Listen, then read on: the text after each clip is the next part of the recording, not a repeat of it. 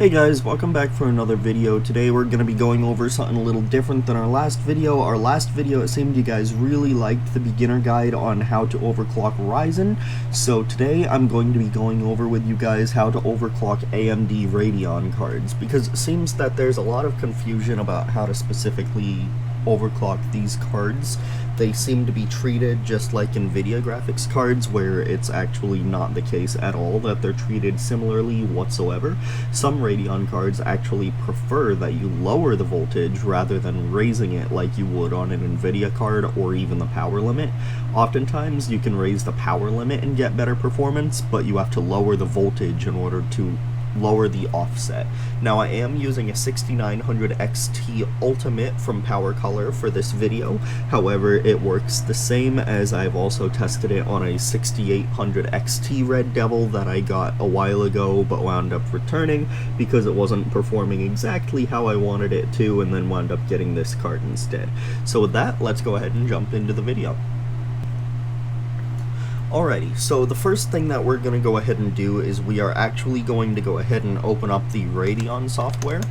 Now for this, you do not want to use MSI Afterburner, because if you use MSI Afterburner, it's actually going to wind up making your performance a little bit worse than it would just overclocking straight out of their given first-party program that they use to control their graphics card directly, and that's because the two applications actually wind up fighting each other, and there's no way to disable the built-in overclocking tool, so you might as well just use what they've given you instead of installing extra stuff onto your computer. Now, what I like to use for testing is I like to go ahead and use Port Royal for the initial performance. Now, if you don't have this, that's also okay. There are free tools out there, such as using Heaven Benchmark, which is completely free. You can get that by just searching that online. Jay's 2 Cents loves to use it a lot, so it's definitely something that both of us can recommend for testing stability. But I'm going to go ahead and open up 3D Mark, and then we'll be able to get that up and running, and then I can get into how to begin doing the overclocks.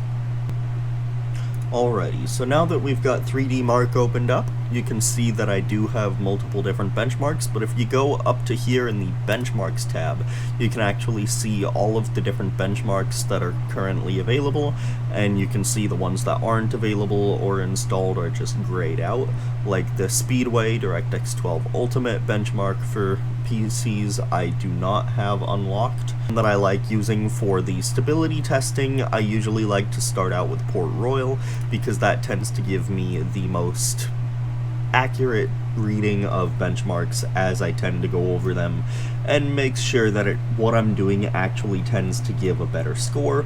It's also not too long to run, so it is definitely nice. Alrighty, so first things first, what we're going to go ahead and do is we're going to drag over the 3D Mark to the side. We're going to go ahead and open up the AMD Adrenalin to the side. Now what we're first going to do is test out just the default, see what our score is. We're going to go ahead and run that and see where we end up, to see if there's any changes in what we are changing as far as performance goes.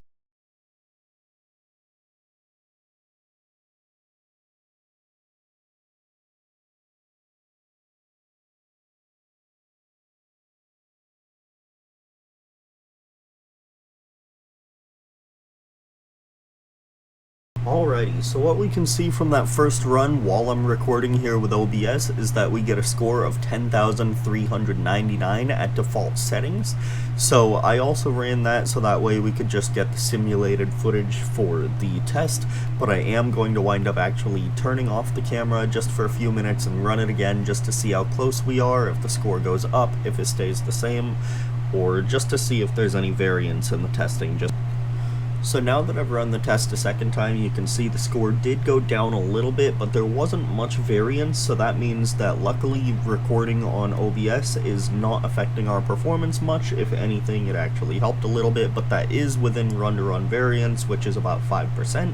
So until you get over 5%, unless you can consistently test and get, like, say, a 3-2% difference, you're within margin of error, and it's technically not much of an improvement. I found with this card I can typically get around a 12% improvement after all of my overclocking is done, which is fantastic.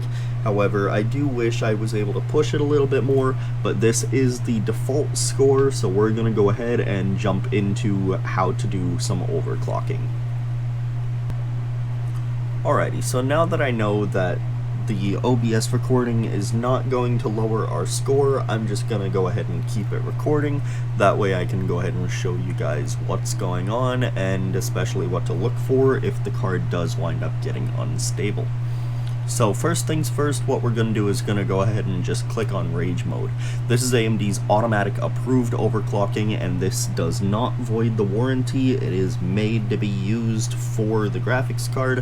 However, do be cautious anyways, because it is still increasing the power draw to the card, so it will increase heat, and it also increases the fan curve, so the fans will be spinning faster for longer. They won't have a 0 RPM mode, so that does mean that your fan's lifespan may wear out a little bit quicker, but if you're the kind of person that likes to upgrade every 3 years or maybe even 4 or 5 years, then you shouldn't have to worry about it. But if you like holding on to your graphics card for a really long time, I do recommend you stick with the original unless your graphics card is one of those that is able to easily replace the fan. So with that, let's go ahead and jump right into another Port Royal and see how our score changes. So now we can see that just by turning on the Rage Mode, our score has gone up considerably.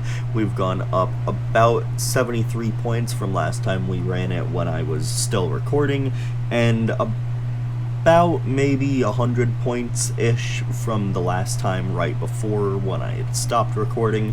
So it is definitely a little bit of a jump, but like I said, it's not actually overclocking. It is AMD's just increasing the power limit and increasing the fan curve, so you're not getting much of a boost there.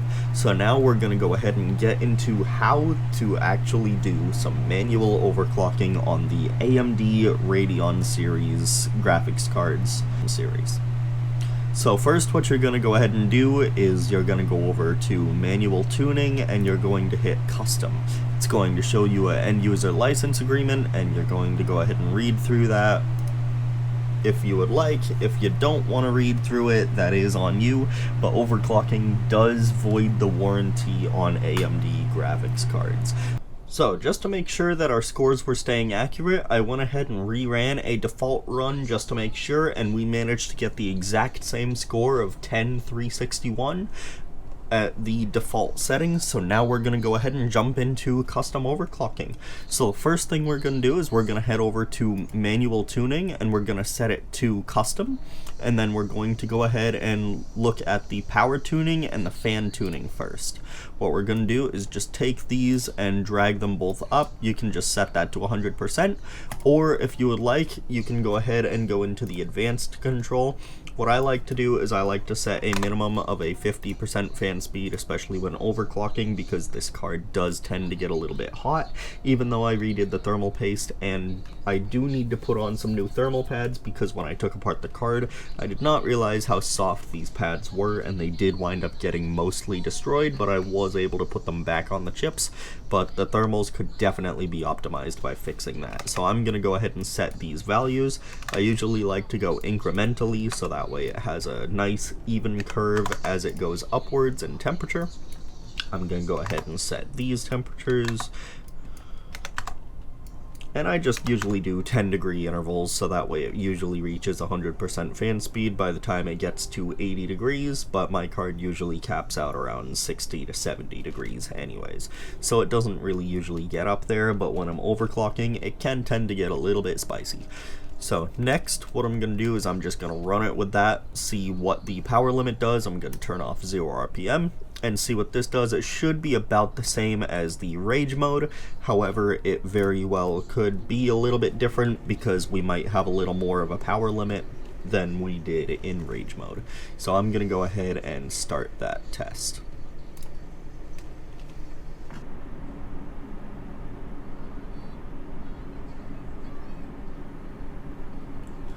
Alrighty, so as we can see, it is now 10,632, which is a considerable leap even over the rage mode, and all we've done is turn up the fan curve and unlimit the power to 15% more than what it's normally supposed to use. So we have been able to determine that it is definitely a good boost just making your card colder and setting the power limit a little bit higher, so it has a little more wiggle room to do what it wants to do even without even tweaking any of these settings for the VRAM or the GPU. So what we're going to go ahead and do next is, now that we've got that and it ran, we didn't see any issues or artifacting. Artifacting is when the video starts changing its shape a little bit, it starts showing some things that shouldn't really be there, so it is definitely a good thing to watch out for during different runs, because then you're able to see if there's anything that may be going wrong during the run. Also, you can see here that we do have monitoring, so it does tell us what the frequency is for the CPU, for the GPU, and it looks like we are fairly steadily hitting around 2500 to 2580 on the megahertz, but it does tend to stay hovering around 2500 to the high 2400s, so that's definitely good to see there. And the frequency for the memory is locked at, I'd say about 1990 megahertz. So it is locked there. So now what we're going to go ahead and do is we're going to turn on GPU tuning, and we're going to set advanced control. Now first, you want this voltage slider all the way maxed, because that is going to be able to help you get as high of clocks as you possibly can before you start running into things like instability. Now, if you have any sort of temperature issues, if you just want to reduce the temperature of your card or how much power it's pulling, you can go ahead and actually just reduce the voltage. You don't have to use any of the actual overclocking features here, such as adjusting the frequencies. But if you would like to, you can go ahead and adjust these frequencies, and I'm going to show you guys how to find your ideal range for that. So right here you can see that we have 2569, so I'm going to go ahead and just set that up to 2700, and just to make sure it stays within that frequency range, I'm going to set this one to 2600, because they have to have a 100 megahertz frequency gap. So for that, I'm just going to go ahead and keep it like that, not going to touch VRAM yet, and I'm going to apply the changes, and I'm going to run this again.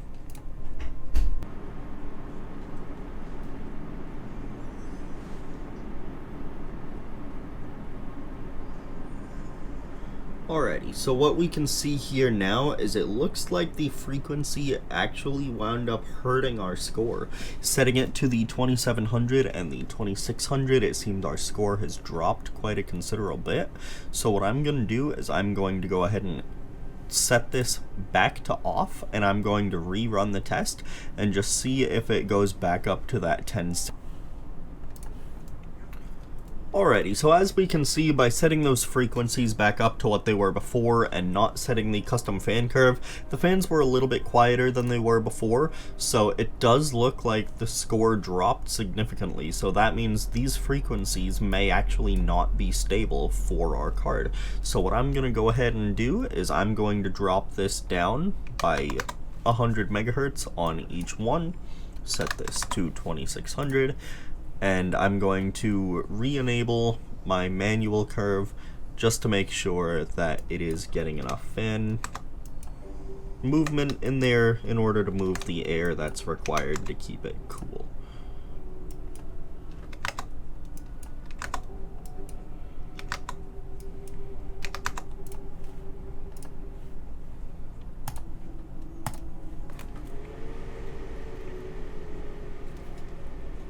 Alrighty, there we go. The moment I turned off 0 RPM mode, immediately I felt a gust of warm air coming out of the computer, so that means it was definitely still retaining some heat.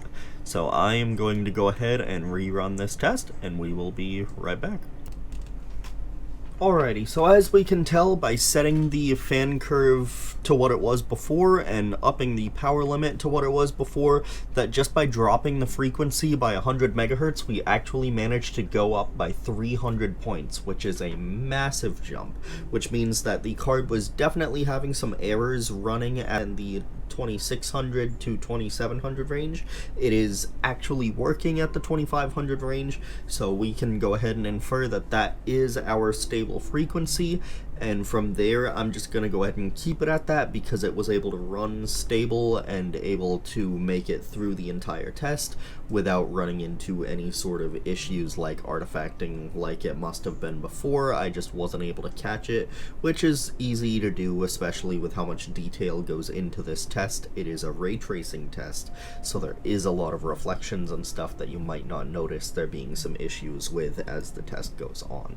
So next, what we're going to do is we're going to go ahead and adjust the voltage. So I'm just going to go ahead and drop that by 100 millivolts, and we're just going to see if this is able to.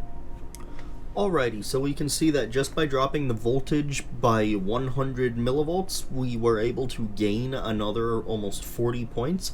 So that's because it is pushing less power into the card, so it's actually able to have lower temperatures, so it is able to push itself further and be able to get a higher score, which is fantastic. We want to see that number going up. If it starts to go down, then that means that we're starting to get a little bit of instability, so that means that we're going to need to raise that number back up. So I'm going to go ahead and drop it by another 100 millivolts and see how that affects our score.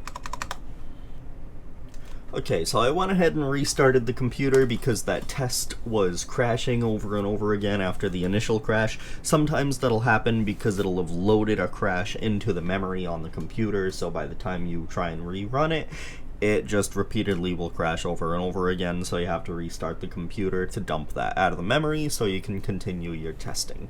So I'm going to go back into the benchmarks, going to go back into Port Royal, and I'm going to try setting this again to the 1075 for the millivolts. I'm going to apply that, and I'm going to run this again. Well, I went ahead and canceled that test because immediately after starting that test, I could see a bunch of flickering, so there were definitely issues going on with that. So I'm just going to go ahead and leave it at the stable 1.1 volts, and we're going to go ahead and move on to VRAM tuning. So for VRAM tuning, what we're going to go ahead and do is we're just going to go ahead and enable this, and we're going to just set memory timing to fast timings. We're going to not touch any of the frequency control yet, we're just going to leave that the way it is and see how that improves our score. So as we can see here, just by setting the memory timings to fast timings, we have gotten a considerable jump in performance up to 10789. So that is a considerable jump from the previous 10600 that we had before. So that is fantastic. So what we're going to do now is we're going to go ahead and turn on the advanced control for the VRAM tuning. And from there we can go ahead and bump this up by 100 megahertz, and we're going to go ahead and test again. Alrighty, so as you guys can see, we got a considerable jump from 10700 all the way up to 10946, so that is a big leap. Now, I would show you guys doing another 100 megahertz, however, I know my card's limits, and I've only been able to get stability at around 2120 megahertz on the VRAM, so unfortunately my card cannot go that high for the memory, but you guys may have some different luck as every card is different, but this is basically everything you need to know for going in and fine-tuning. But instead of doing 100 megahertz, if you reach some instability, you can choose to go in and drop down to 50 megahertz, 25 megahertz, even down to as low as 1 megahertz adjustment. But if you want to go in and test that, that's definitely more the advanced side. But for this beginner guide, that just about sums up everything that we are talking about for today. So we've been able to get a 500 point boost over just using Rage Mode, which is a decent amount. So since we are at about 10,300 before, that leaves us with about a 4 to 5% increase in performance. So that is fantastic. That is just within but outside of margin of error as well, because it is reproducible. So that means that you are going to be getting at least that much more FPS about to be expected in each of your games, which is always fantastic. It's free performance. Why wouldn't you do this aside from the possibility of voiding your warranty? But if you've just got this card and you just want to give it a little extra oomph, especially with the new 4000 series coming out, but you don't want to drop a bunch of money on that, or even with the 7000 series coming out eventually as well from AMD. But this is how to tune a Ryzen 6000 series graphics card, and this is applicable to any of AMD's graphics cards as well, because it is this application with the Radeon software. Also, one last thing to note, guys, before you go. If any of you guys are still watching this video, it is always best practice to make sure you use more than one benchmarking tool. You always want to make sure that you have multiple different tests, because putting one kind of load on the graphics card over and over again, you'll be able to see some errors, but it won't show you all of them. So if you only use this one benchmark for testing, it could show up in another test, or even in a game that you're playing when you're in the middle of a match, and it could wind up causing instability issues. And you always want to make sure that you do some extensive testing to make sure that it's not going to crash on you. And if it does crash, it's usually best to lower your frequency on either the memory clock or even the die clock by about 100 megahertz, just to make sure that you're extra stable and that you're not going to run into any issues during gameplay. So with that, I hope you guys enjoyed. If you guys liked this comment, feel free to leave a like and subscribe, and go ahead and leave in the comments if you guys want to see more of this, if you want to see a tutorial on what next, and just go ahead and let me know what you guys want to see. So thank you guys very much for watching, and we'll see you guys in the next one.